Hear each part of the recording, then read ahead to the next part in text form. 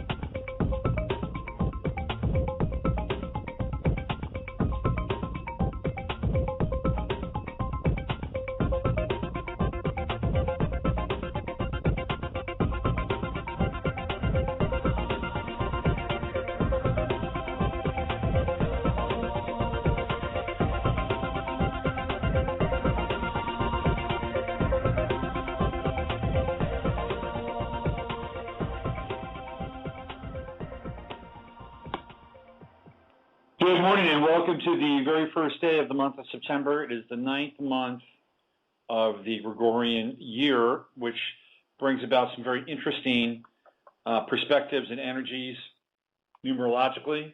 And we'll get into a little bit of that today and a whole lot more. This is Robert Phoenix, and you listen to the Monday Mashup, the Monday edition of Free Association Radio, where we gather together for 60 minutes and we pour a lot of different elements into the cauldron and stir them up, mash them up, macerate them like a good caipirinha. Has anybody ever had a caipirinha?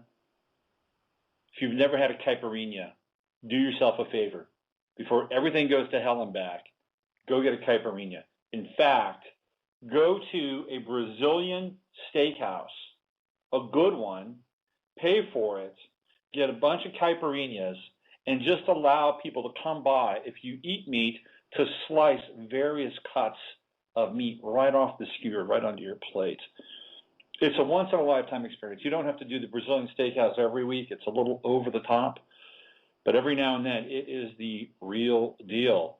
The first time I tried it was in New York City, and I was actually with E.R. Lee, who was the director of two very interesting films, Synthetic Pleasures and Modulations. Yarrow went on to become an activist, a political activist, and she was one of the people that was on the boat going from Turkey to Israel to bring supplies to the people in Gaza. You know that boat, right?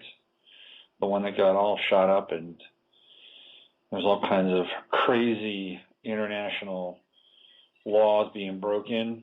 Mayhem, bedlam. Of course, nobody ever talks about that stuff. Nobody ever looks at, the other state in the Middle East that runs it with an iron fist. Never any crimes against humanity around that state, are there? Syria. Anyway, I went to this Brazilian steakhouse with the Yara. It was amazing. First time I'd ever done it before. It was in heaven.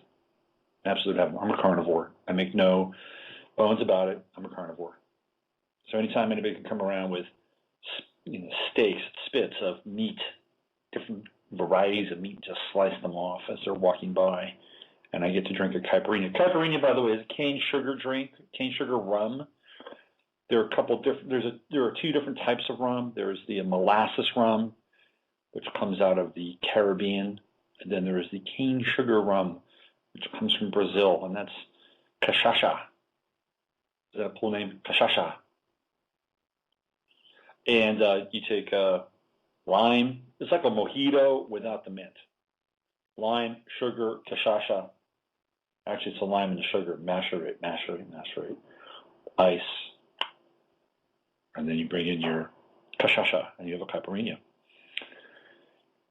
Anyway, I'm not even sure why I'm talking about caipirinhas, but have one.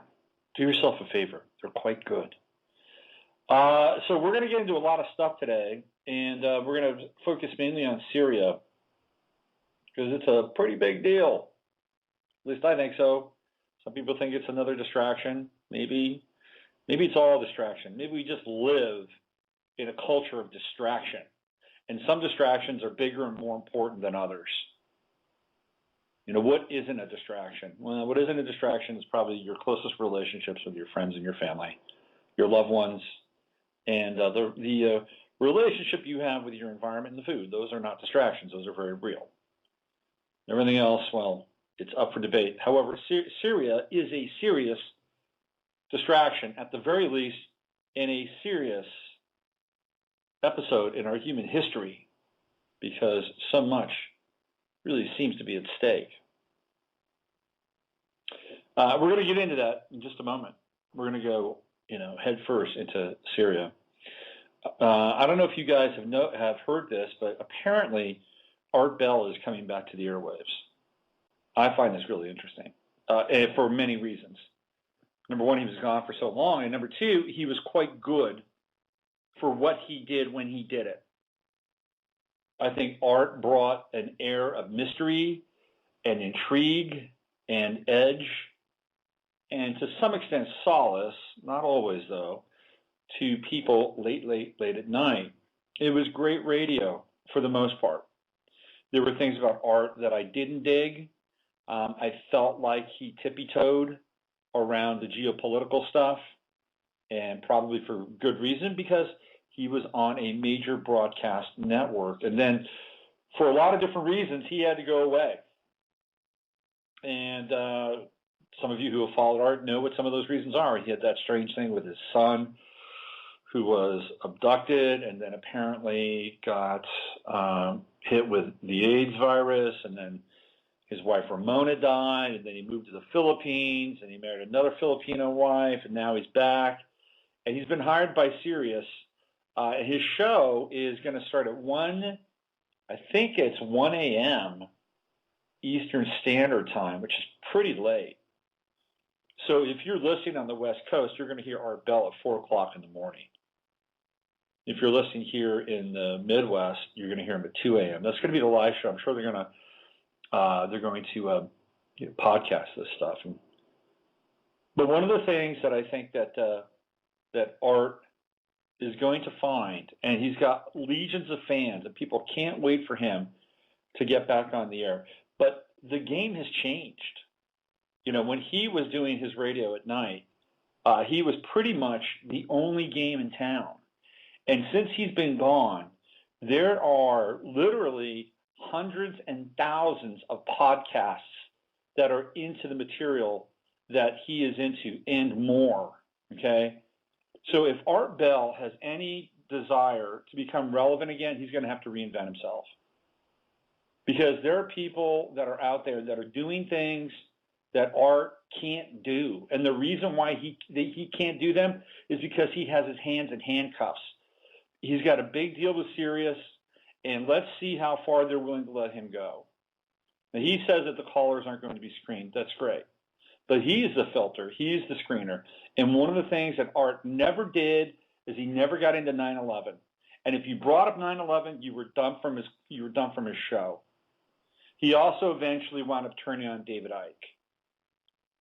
So it's going to be interesting to see how Art Bell reinvents himself, because there are the Henrik Palmgrens of the world, there are the Mel Fabregases of the world.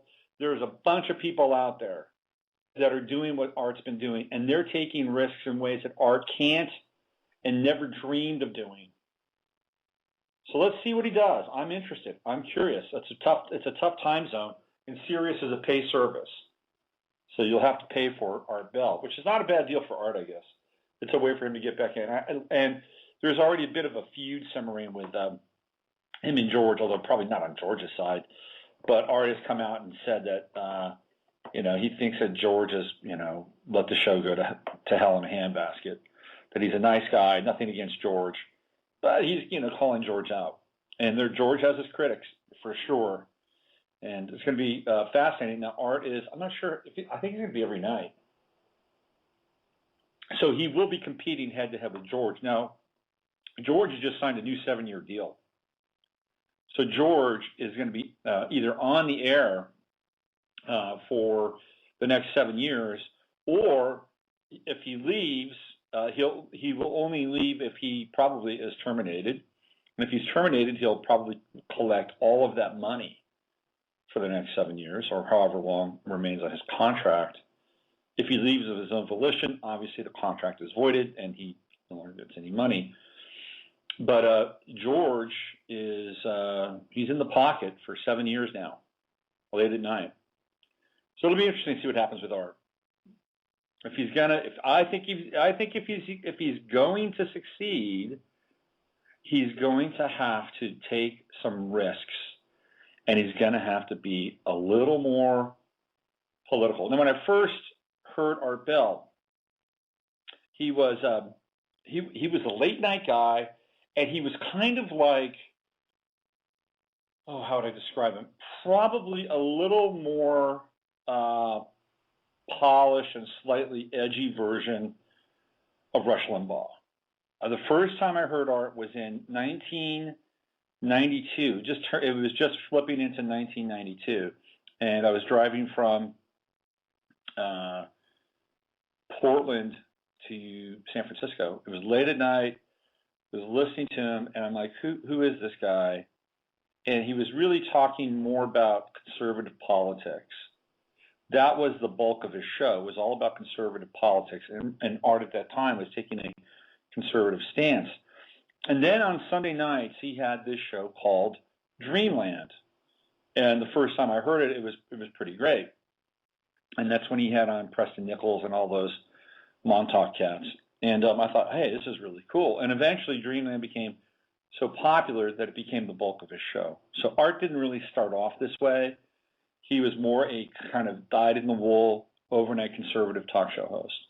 He didn't just jump onto the scene and start doing sort of the X-Files of late-night radio. That was really all about popularity. And he's good. He's got good pipes, and he's got a great sense of timing. He understands drama. He knows how to set a milieu on the air. So, kudos to him for coming back. But an interesting side note, both Art Bell and George Norrie are Geminis. You know how I feel about Geminis.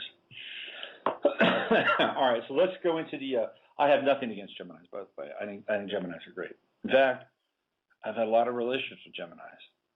They're very interesting people. They keep you on your toes. Never a dull moment.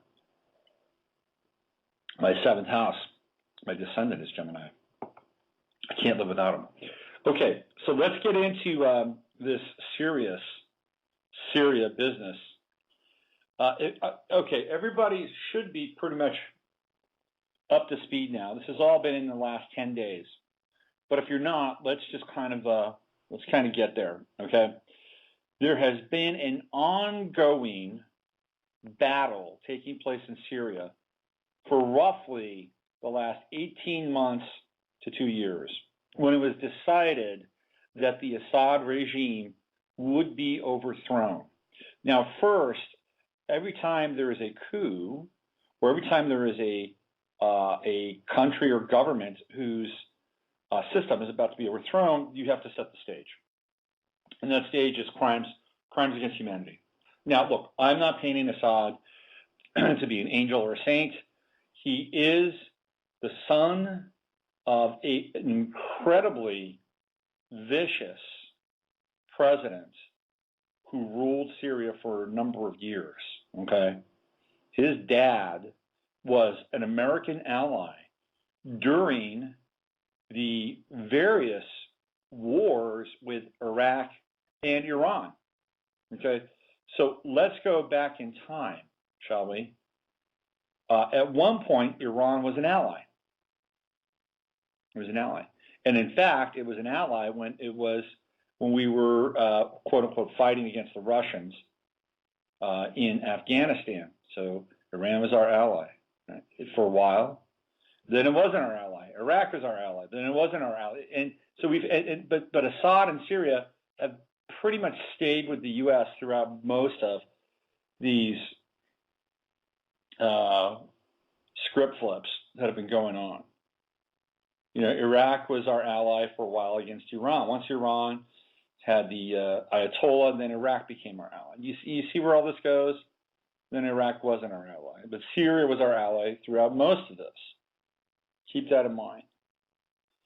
Now, Assad's dad was nasty, but all those guys who were ruling the Middle East during the 50s and the 60s, 70s, and 80s, those guys were nasty dudes.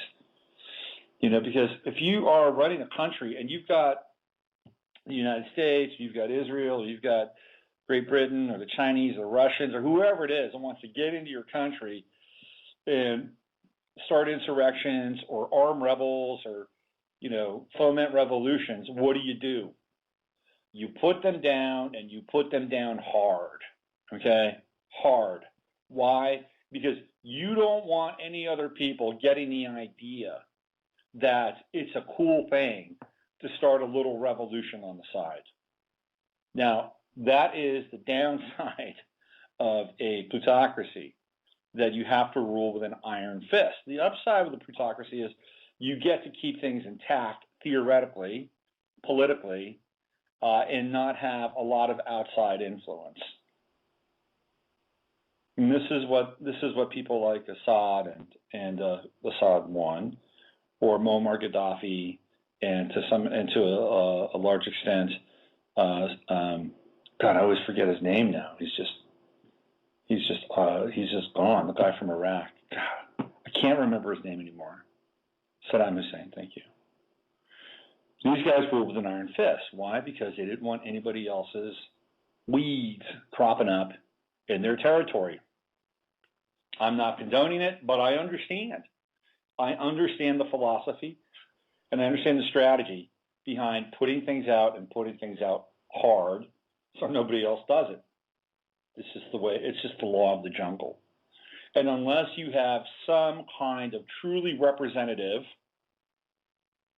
republic as it results in a democratic relationship within the people inside of that country, then things can get, if you have that, then you've got a better shot at having some checks and balances and, you know, kind of competing ideologies within the marketplace, but in a way that's contained. And then theoretically you have free elections, you allow the people to vote, and blah, blah, blah, blah, blah. We know how that goes. So anyway, Assad, the current Assad, whose birthday, by the way, is on 9/11, and I've written about this in my latest newsletter. He has not bowed down. He has not kowtowed. He has not backed down to what's been going on in that country for the last 18 months, which is really kind of an all-out war. And if you know the people that are doing the bidding for NATO and the West and all that stuff inside of Syria, they are nasty people. They're nasty people. Glenn Beck had a video, if you can believe Glenn Beck, and to some extent I do. He has a video where one of a captain in the Syrian army, you can go on the internet, you can go on my Facebook page, I have the video listed. It's an incredibly graphic video. They kill a Syrian captain. This is one of the quote-unquote rebels. He gets a knife out and he cuts the guy's heart out. And then he starts to eat the heart. This is all in video. It's barbaric. And these are the people that theoretically are being backed, that this is where the money is going, that they're the ones that get the missiles, they're the ones that get the arms. And these are the people you want to put in power in Syria? Now, I ask you, based on even the worst of Assad's transgressions, do you want to put that up against that? I don't think you do. I don't think it's a winning sort of picture to represent the new regime, whatever that regime is. Here's other stuff too. There have been priests and even cardinals who've been killed by these very same rebels and then beheaded and then had their heads planted on stakes. I mean, we're talking barbarism here to a degree that most of us can't even comprehend. I mean, think about that. The guy's reaching in there and he's eating the guy's heart. So this is where we are. I mean, it's not just turning the country over to these people. It's what it represents. These images are now floating around the planets. They're part of our logosphere. We're being indoctrinated. We're being introduced and indoctrinated to a type of barbarity that for most people has been held at bay, for the last 30 years, because we live in really closed environments. We live in our own kind of little biodumps. We don't see that stuff, but it's out there. It is out there. It is dark, and it is lurking in the human heart, and it is not human. It is inhuman. It is a parasitic, evil virus that has been on this planet for quite a while now. Some people call it Wetico. I'm not sure if that's what it is, but it is not good, and we are being drawn into a face-to-face confrontation with it. And for a lot of people, it is not going to be easy for them to look at. We are about to have our cherry popped in a very big way. And for those people who want to look away and just continue to regurgitate their partisan position around life in general, you are dust. You are history. You are part of the last century. It has nothing to do with that anymore.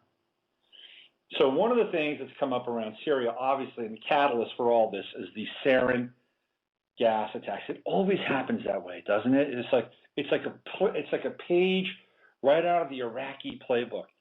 Saddam Hussein, he gassed the Kurds, and it was all a lie. They brought people before Congress. It was that young woman, who winds up being the daughter of the guy who's like the biggest fixer for Halliburton in the West in Iraq. It was a lie. And so now we're all up in arms about the Kurds. It's the gassing of the Kurds. And then we're all up in arms about what he did to the Kuwaitis and the Kuwaiti babies and, the hospital with the babies. And that was a lie too. But it was enough to get people all worked up to offend their sense of dignity. Anytime you want to get people riled up, just bring children into the mix. Oh my God, the children. And yet, this administration has no problem with drones going over places like Yemen and Afghanistan and Pakistan and killing those children. No, there is no problem whatsoever. And you talk cognitive dissonance, and you want to know why people are crazy, why they're insane, why people do things that they regret. It's because we live in a culture that is so completely displaced and disjointed and filled with lies that people begin to malfunction. At some point, we break down. When it becomes greater than our capacity to handle two separate and competing realities inside of ourselves. The consensus reality, which is based on a tremendous amount of assent, meaning that you will affirm to what's taking place, even though you may not necessarily state it publicly. Certainly on some level, you have to affirm it. And on another level, there's this gnawing sense that things just aren't right. But if you try to go into that area, if you try to unlock that area, it's a huge risk. And the risk is that everything changes. Your relationships change, your view of the world changes, your view of the universe changes, your marriage changes, your family changes, everything can change. I am a living testament to that. Not that I had to go from one pole to the other. I was always on the other pole. I've just tried to bring it into my life. But there are people that don't want to hear it. There are people that don't want to deal with it. There are people that want to keep it at arm's length because it's just too painful. Because people need hope to survive. They need some form of hope. And that's what Barack Obama based his whole campaign on. People had 8 years of hopelessness with George Bush, unless, of course, you were part of the upper 5%, in which case you did quite well with George Bush and you're probably sad to see him go. Although Obama probably hasn't been that bad for you either, if you're in the upper 5%. You get down around $250,000 a year, and then the tax laws have changed for you, in which case Obama's probably not as popular as he was when you voted for him, especially if you had a liberal bias. But here we are. He had 8 years of hopelessness, and here he comes. He comes in, and all he says is hope and change. I am the change and transparency, and he's doing everything. and I mean everything in his power, and he has incredibly persuasive powers when he's on, to bring people in, to entice them, to entrance them into this almost quasi-religious, ecstatic state, which was going on at the time. People were honking their horns. It was ding dong, the witch is dead, Barack Obama's president. Everything is going to be so cool and groovy. We got somebody who's real in there. We got somebody who smokes pot. Oh my God, he smokes pot, thank God. Oh, look at that smile. Oh, you got to trust him. Look, he's got 2 girls. Oh my God, he's a good dad. This is it. We've done it. We hung in there. Change is here. Let's fast forward, folks. How's that going for you? Not very good, is it? Nope. No siree. And now what is he doing? Well, now he is consulting with John McCain about Syria. This is the guy he beat the first time around, right? Mr. McCain. He's consulting with him about Syria. That makes absolutely, McCain. This is a guy who spent the entirety of the Vietnam War pretty much in a prison, North Vietnamese prison. What does he know about war? All he knows about war is how to be a prisoner. That's what John McCain knows about war. It's this bipartisan reach. I'm going to reach out to the other side. I'm going to reach. Look at me. Look at me. I am the great. I'm not the great decider. I'm the great inviter. I'm going to become a paragon of how the 2 sides can come together. I'm going to join the 2 sides in a united effort, a united front against the evil Syria and Bashir al-Assad. Well, good luck on that, because the American people aren't buying it. You can go to any website, you go to almost any publication, save maybe the Huffington Post, and people are saying, no, no, no, no, no. No, we don't want this. We don't want this. We don't want this. We don't want another war. We don't want another war. Our guys are stretched already. They come home. They're beaten up. Their psyches are completely fragmented. We can't even take care of them, and we're going to go off and start another war. People are sick and fucking tired of war. We're over it. Get the message. Get it loud and clear. We're over it. Now, here is the flip side of that. If we're over it, then guess what? If we voice our opinion loud enough, and I hope we do over the course of the next 9 days, because he's going to bring Congress back, and they're going to vote on it, and they're going to vote on it right around the time of 9/11, which is also the same time as Assad's birthday. So if you voice it loud enough, if you let it be known that we're not going to stand for this, well, then guess what? Guess who now has a big eye staring down at them? That's right. It's us. It's the American people. Because if we do not agree with the government, if we do not agree with the program or the agenda, then who's the problem? It's us. So we're in a tricky space. We're in a tricky place right now. Because if we decree our will, and our will is counter to that, which is wanting to be exercised by the powers that be, then the powers that be are going to look around and say, okay, which one of you guys over here decided that you wanted to cross me? Yeah, that's right, cross me. I've got a problem with that. I got a problem with you.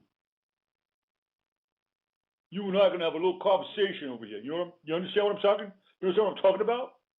Anyway, this is where it's going to go. We have a challenge on our hands. It's a significant one. Because if we go along and say, yes, it's immoral, it's wrong, we have no business in that place, especially because there are other interests that want us to do their bidding. Britain's back down. NATO is not willing to go there. France is willing to go there. Imagine that. France is raising their hand. We will fight. It's because France's president is a socialist. Give me the money. We will go. Anyway. Yeah, yeah, I'm having a hard time with it. So this whole thing with, but if we say no, that's when it could get very hot right here within the continental U.S. Because at that level, they don't like people saying no. It's like go along with the program, just go along with the program and be involved in something immoral, and then as a result, we'll leave you alone for now. We know how that goes. Just watch. I want you to hear this, okay? Listen, because I know the people listening to this show understand this. They get this. You watch now for the next 72 hours that there will be some kind of implied threat that if the people in the United States do not go along with this, then they are at risk for something. That something could be that if we allow this to happen in Syria, it could come home. That's number one. Or we have intelligence that states that Syria has operatives here, right? Or there are Americans that are, sympathetic to the Syrian, whatever that is. They're going to bring something up that's an implied threat, which is if you don't go along with this, this could happen. Next 72 hours, you watch it. It'll be the subtextual narrative of what's going on here. Now, getting back to the kids thing, I just came across. Now, you have to use your own powers of discernment and all that stuff. Okay. All that stuff. So I came across this today. This was sent to me by somebody in Facebook, and it is from SyrianFreePress.net. Okay, SyrianNetwork.org, and the story here is some hacked emails, and I'm going to read this to you.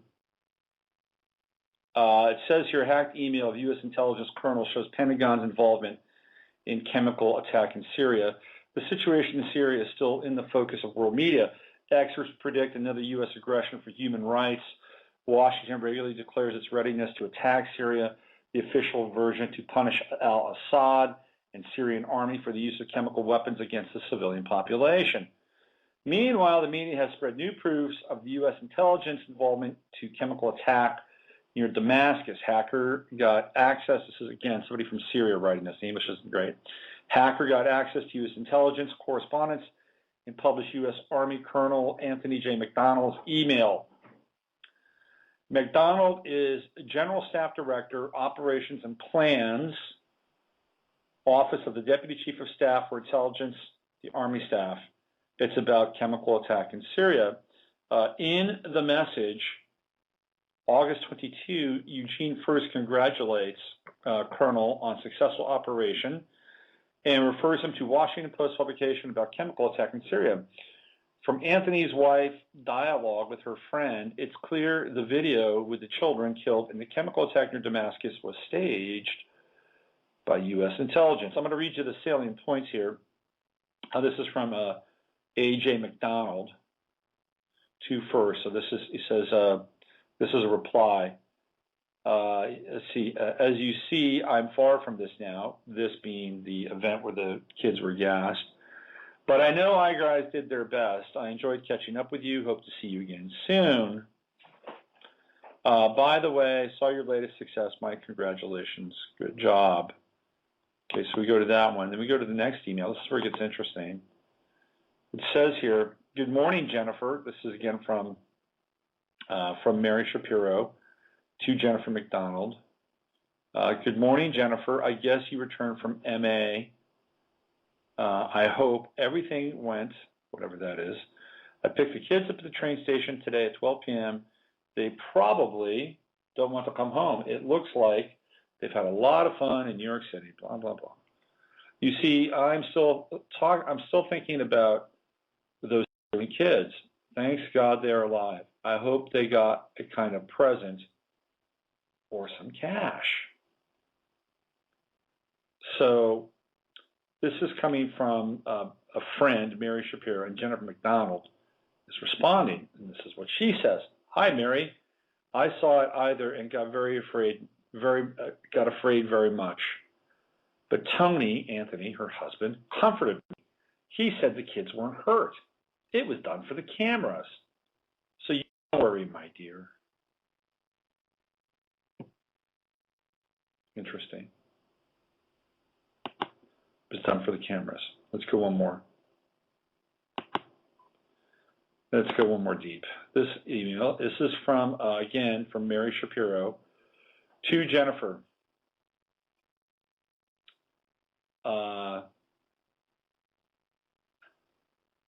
Let's see. She says, from Mary to Jennifer, every time I hear blah, blah, blah, blah, blah. Okay. I'm going to be joining Steve at his capstone class, 7/11 October, whatever that is. So we should be able to meet for dinner then. Also, I would like to try to come down during the day in September to celebrate your birthday. So we can start thinking about a few dates. You know, I can't stop thinking about that terrible gas attack in Syria now. Did you see those kids? I was really crying. They were poisoned when they died. When is it over? I still see their faces in their sleep. Okay, so the other email is about, okay, so the other email is about, the second email should be the one which should be the third email, because basically she said it was done for the cameras. Now, I don't know if that's what somebody in the Army tells their wives, but clearly there's something going on here, that something is amiss. And we'll see what happens. Now, what's also interesting is that this is a security breach, that somebody went in there and hacked emails and all kinds of stuff. So this has some ramifications on how perhaps we'll be treated as it relates to the internet security, blah, blah, blah, blah, blah, blah. I have a distinct feeling that at some point, maybe it's this staged November exercise, that we're going to have an outage on the internet. So we'll see about that. Okay, so let me play some music, and it looks like we've got some people in the call queue. And let me play a little bit of music. Let me take a call first.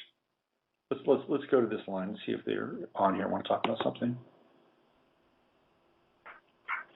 Hello there. Hi, Robert. This is the gardener. Oh, hey, what's going on? Are you listening? Or are you calling in? Well, I was listening, and then my speakers went out, so I called you so I could hear you on over the phone. But anyway, I wanted to say I just got through reading Les Visible's newest ebook, and it is so kick-ass. It is so incredible. It is so empowering what he had his star character Ash do. I think everybody will find it very empowering and very encouraging. Reading Les's new book.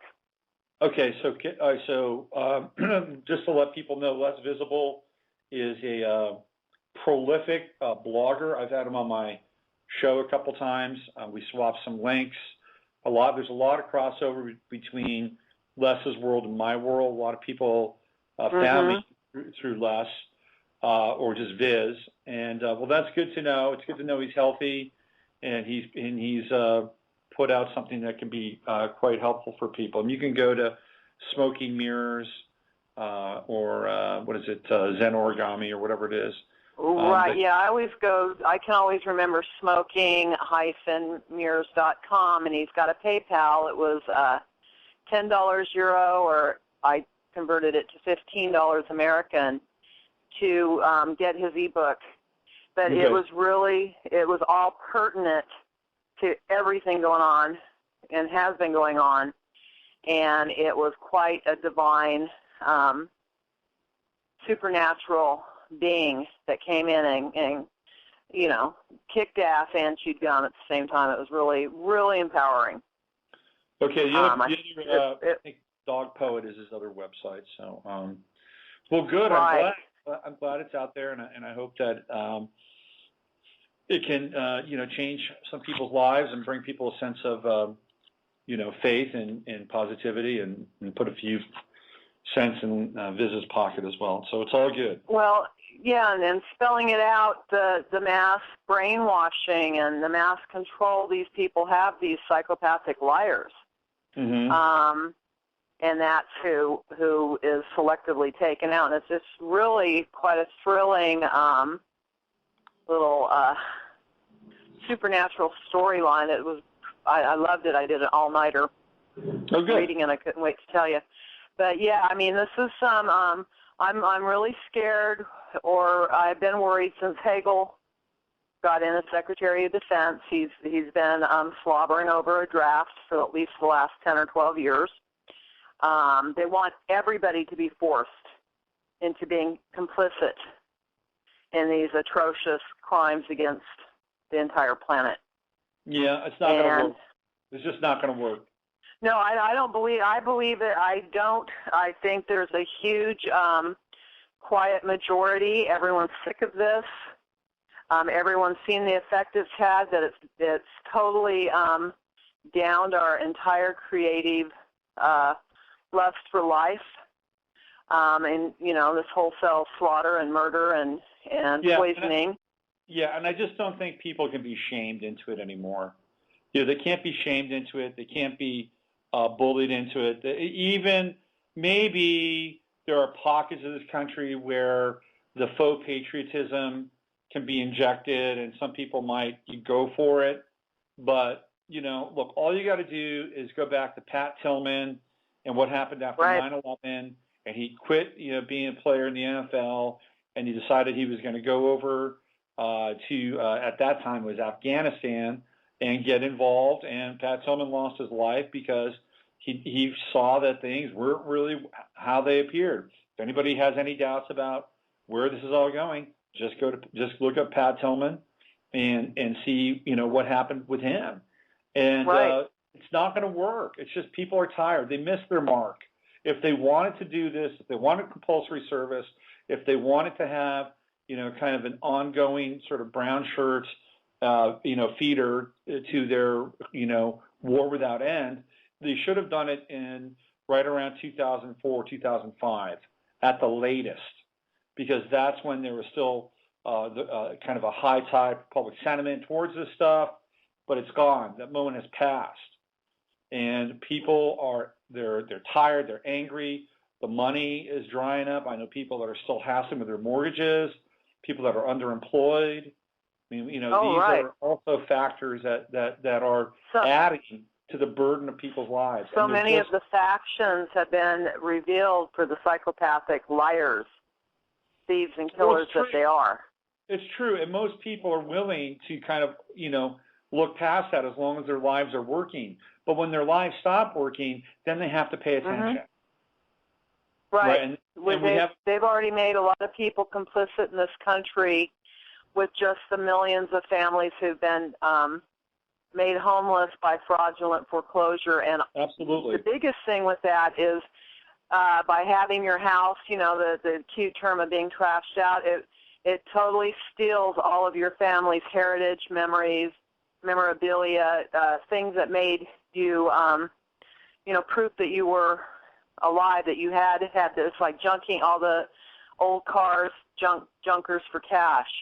They are systematically removing all physical presence of what used to be commonly had in this country, or what we were. So you wipe out millions of families and people's identities and make them homeless and make them grovel for the jobs at the subway and these corporations that exist mainly for fronts for, bleeding the beast. Well, you're talking about the eradication of social memory, and that is an imperative for any new regime, right? It's an imperative, because when the new regime comes to town, the old statues go down, right? The old icons, everything that new pictures go up, old pictures go down, right? But we're talking about when they eradicate millions of people's personal histories, where, you know, it's now where people in their 50s and 60s are what's left that remember how it used to be when, you know, if you had a crappy boss or a crappy job, you just went and got a new one. Mm-hmm. That's right. If you needed to pull yourself up, you could. You could work 50, 60 hours a week, 80 hours a week, and pull yourself up. You could get, you know, apply for a job, apply for a rental, and see the massive amount of data these collectors gather on everybody. That's right. With the corporations, I have done an online. Anyone, go ahead, do an online job application for McDonald's. See their little psych tests they give people. Right. For all these token little corporate jobs. Gardner, there's no doubt we're living in a brave new world. You know, yeah. I mean, you know, the whole idea and concept of, you know, business as usual, that went away a long time ago. You know, we've been living in the aftermath of this country since 9/11/2001. Right. So.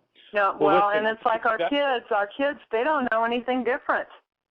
They don't know anything better. You know, as decent parents, you try to keep a lid on it with the strange and horrible things that go around you. But anyway, back to Les Visible's book. His is a whole supernatural divine intervention organism that comes back and takes out the garbage. But that's the only, as far as I'm concerned, and I've done it a lot, and I was faced with a lot, and my works were not for naught. It's time to get on a collective focused intent. That is the only thing that will work on these monsters. It really is. Well, yeah. And I believe that's what's going on right now, which is preventing them from cavalierly rolling us all over like they have, regardless of what the people wanted. Right. Anyway, well, so yeah. that's where his book was very, very, I mean, stimulating, shocking, how turned on it was, how turned on I got from it, because that, in my opinion, is the only thing that will work on this. Is Visible paying you for this? No, I'm just kidding. So there listen. are so few people that turn me on, and you're one of them. Okay. Your mind, your historical mastery. This is just true self. Well, I support him, and I'd love to have him back on my show one of these days. So maybe we can talk about his book, and that would be a cool thing to do.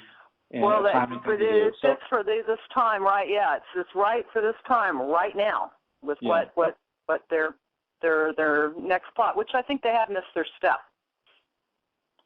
Well, which would be on purpose too. It feels to me like they're trying to catch up with something now, and I think you're right. That's my sense, that they're trying to catch up with something, and they probably did miss their step. Hey, listen, I gotta begin to transition out of here, so I'm gonna put you back on hold, okay? Okay, love you, Robert. Bye, Gardner. Love you too. Bye bye. All right, so there you go. Les Visible. He's got a new book out. SmokingMirrors.com. Go check him out. And maybe I'll have him back on the show soon. I've tried to reach out to him a few times, and he was not available, so we'll see. Is there anything else I want to talk about besides Syria?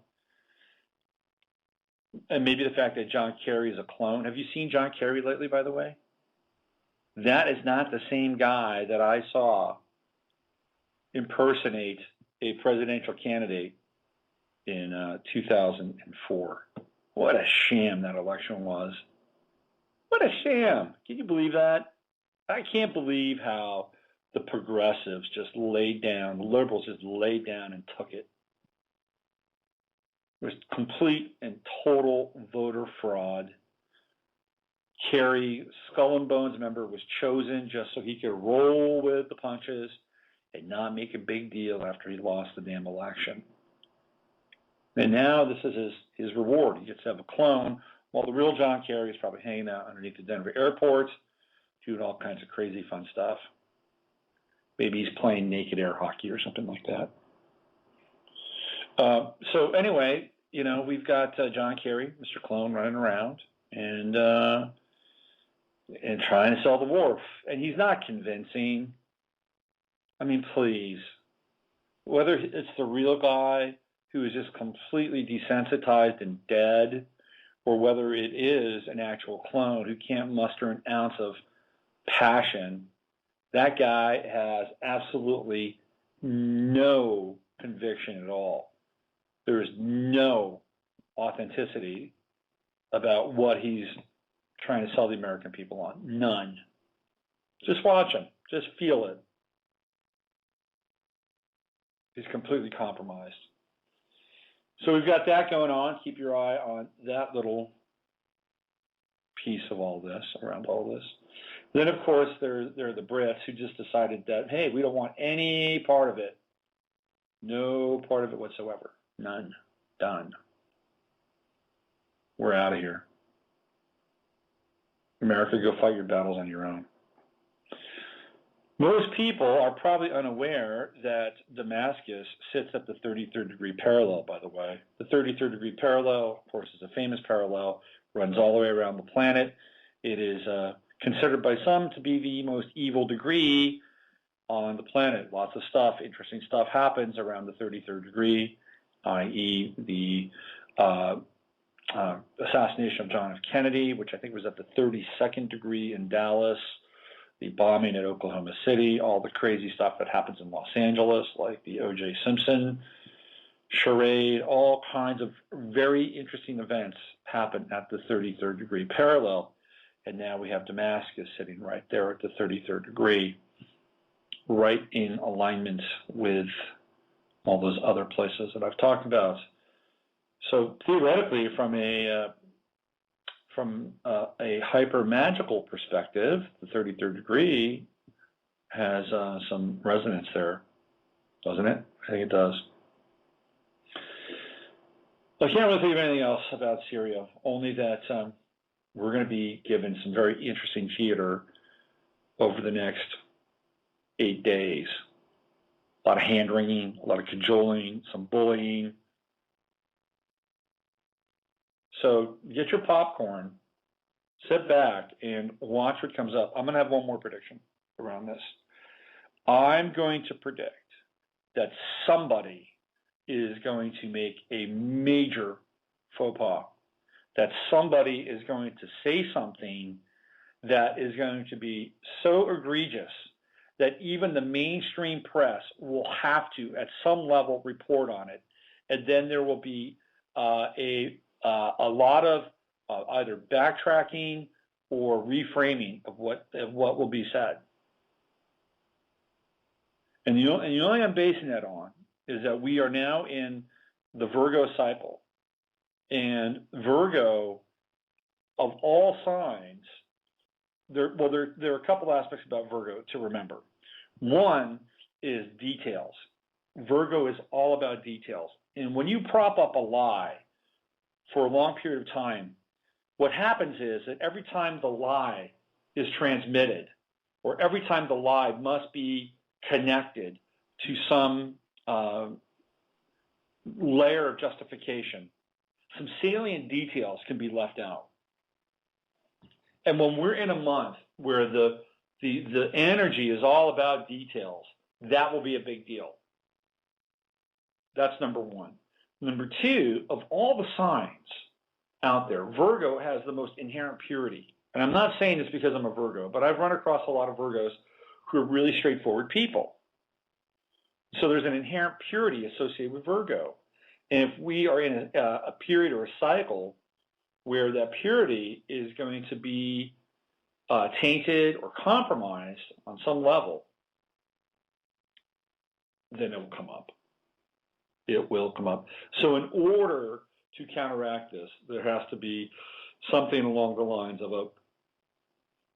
a greater lie, or something that goes beyond even our ability to comprehend the purity or the moral correctness of our given situation.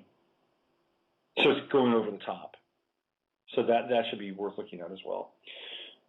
But I'm on the record that somebody this week will say something that will get a lot of people's attention. And there's going to be a fair amount of backtracking and reframing in the press. It's going to be in the lead up to the vote on Congress. Okay, I think that's about it. I think we've gone as far as we can, even though we are entering into a situation where more ships apparently are headed towards Syria, Russia being brought into the fray, all kinds of really interesting ramifications around the potential of World War III and who knows what else. Hang in there and just stay clear and stay true to your heart too. Hang on to your heart. It's really important. And don't believe everything you see or hear. Even me, question what I'm saying. You know, I could be full of shit. Some people on YouTube apparently think so every now and then. So question what I'm saying. Question what everybody's saying. Find your own thread through all of this. I'm just here giving you my experience and what I see. If it works for you, great. If it doesn't work for you, then find another way. Because that's what we're here to do. All right. So with that said, use your head to discern what's real, your heart to stay open to what's possible. I'm Robert Phoenix, and you've been listening to the Monday Mashup. Let's get out of here with testing 1, 2, 3. Let's scorch a little bit on the way out. Here we go. I'll see you guys on. Maybe I'll see you on Wednesday. We'll see. I might be on the road. Until then, be well.